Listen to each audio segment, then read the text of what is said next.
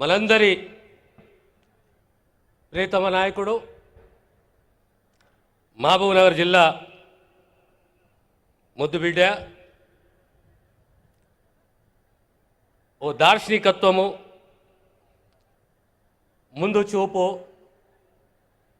రాష్ట్రము తెలంగాణ సమాజము, ముఖ్యంగా రైతులు సుభిక్షంగా ఉండాలి అన్న తపన మన ప్రియతమ నాయకుడు రేవంత్ రెడ్డి గారు, వేదికను అలంకరించిన ఉప ముఖ్యమంత్రి గారు, సహచర మంత్రివర్యులు, వేదిక అలంకరించిన పెద్దలారా, ఈనాటి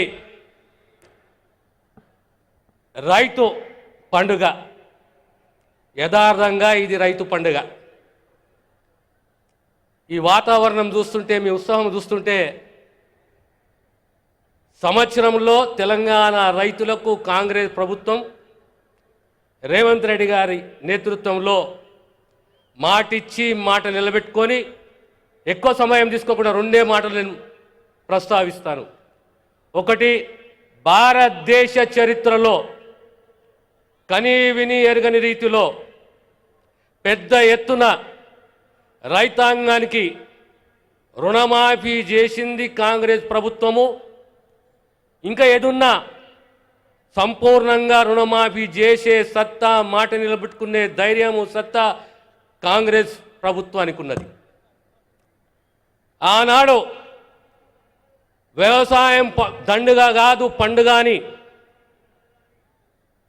కాంగ్రెస్ నాయకుడు రాజశేఖర్ రెడ్డి గారు తన ఇచ్చిన మాట, కాంగ్రెస్ ఇచ్చిన మాటని నిలబెట్టుకొని ప్రతిసారి వ్యవసాయదారుడు రైతుకు అండగా ఉన్న చరిత్ర కాంగ్రెస్ పార్టీది, కాంగ్రెస్ ప్రభుత్వాది.